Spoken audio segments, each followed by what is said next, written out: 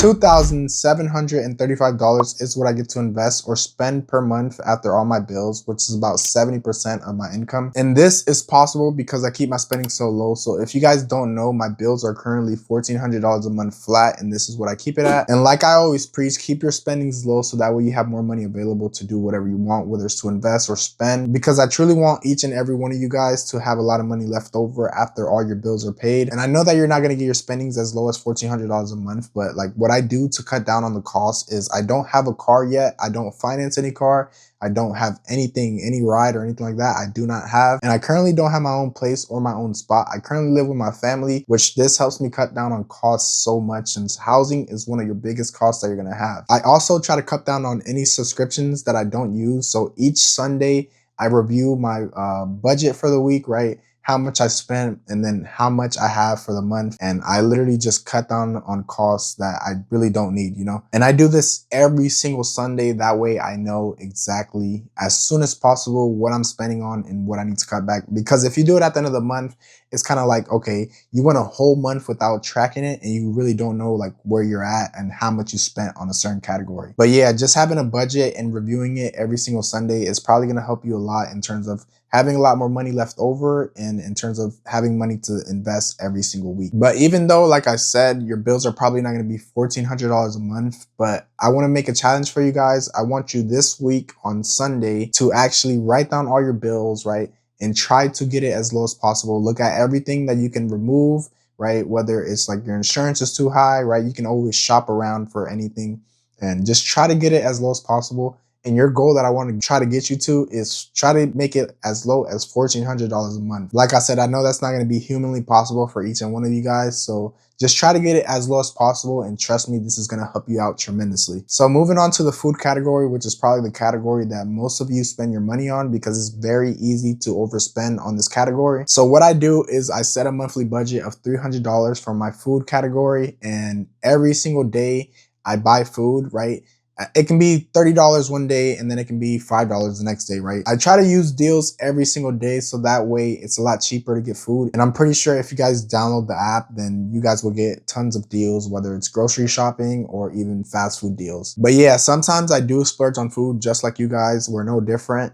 And what I do to recover is if I spend $30 one day, the next day I'm gonna try to get it as low as possible, maybe like a $5 meal, and then plus I eat out with my family. Sorry, not eat out with my family. What I do is end up cooking, or my mom ends up cooking. Like you can probably look inside your house and find a couple of things that you can cook today. You might not like it, but I mean, it's gonna be worth the cost in the long run. So yeah, just try to keep your food spendings low. So don't use any apps like DoorDash or Uber Eats. This is all gonna take fees, and also you're gonna have to tip the driver, which is gonna make your meals more expensive. I would prefer you to drive out there or have somebody like your brother or something like that pick it up for you. So yeah, just try to keep your food spendings low. And in my $1,400 budget, the food is included, which is about $300 worth of that budget. Now, most of you are probably wondering what I do about shopping and going out and like entertainment. Honestly, when it comes to shopping, I really don't buy that many clothes. I have the same amount of clothes at the beginning of the year that I have at the end of the year. Most of the clothes that you're gonna buy, right?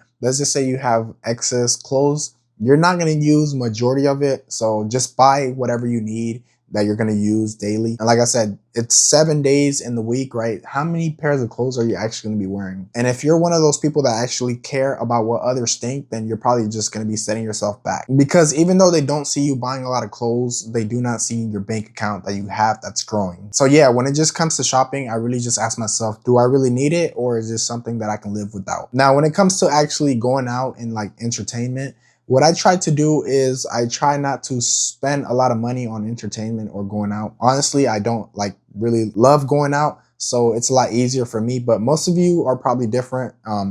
What I would say is try to like go places where it's free, right? Where it doesn't cost to get in. Maybe if it's like an entry and it costs $10 to get in, then fine, you know. But if it's $70 to get in and then you got to buy equipment, which is going to be $50, then you typically want to stay away from these type of events because there are plenty of other free events that you can attend and go to without having to spend a lot of money. And like Alex Hormozy says, if they get mad that you're not going to these events, and they're probably not your friend anyways. So yeah, you can either be just like me where I don't like to go anywhere, or you can just attend free events or cheap events. And mind you, everything that I'm talking about is something that I apply in real life. So if you apply these things, I'm pretty sure you're going to have a lot more money left over because you're going to be removing things that take money away. Now, the next thing that I do to help me keep most of my money is I'm stingy with my money. So like when it comes to people asking me to borrow money and like just begging and, hey, can you get me this?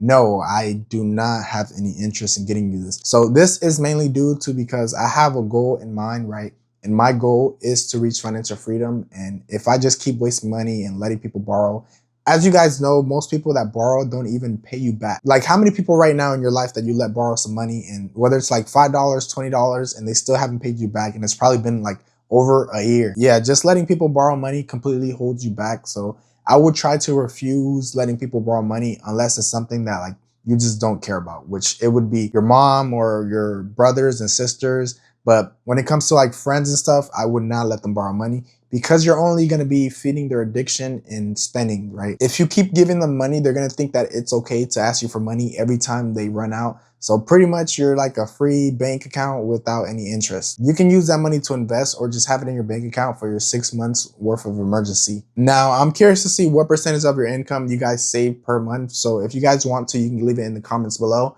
And while you're at it, please hit the like button. Why not? I mean, let's see if you're actually going to do it. I'm going to put a goal on this video for just 10 likes. And yeah, let's just get right back into this video. Okay, so if you're currently not at a high savings rate, then I want you to increase your savings over time. Every single raise that I got over the years since I started working, I literally looked at that money as, ooh, I'm going to have more money to invest. I just didn't look at upgrading any part of my life since I was making more money, and I just kept investing. And as my accounts grew, it literally gave me more motivation to keep investing. I literally saw my account go from $0 to $10,000, which gave me more motivation than anything like shopping or just going out would ever do. So when I first got my first salary of $40,000, I was saving about $1,500 a month, which is about 56% of my income. And I was spending around $1,100, $1,200 around there per month. And now I'm close to almost double that of savings since I just kept investing along the way, which is something that I want you guys to do going forward.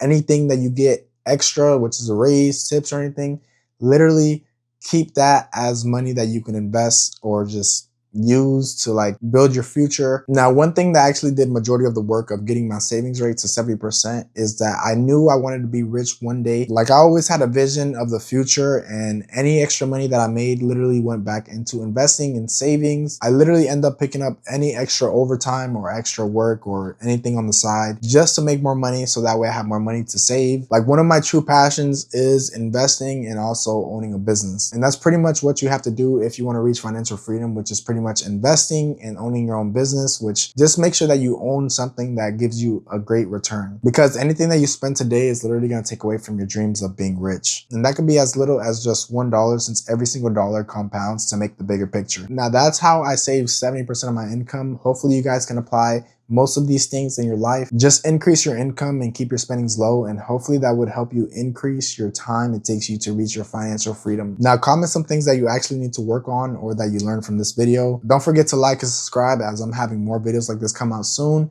And if you guys want to check out my net worth for February, it's going to be somewhere right around here.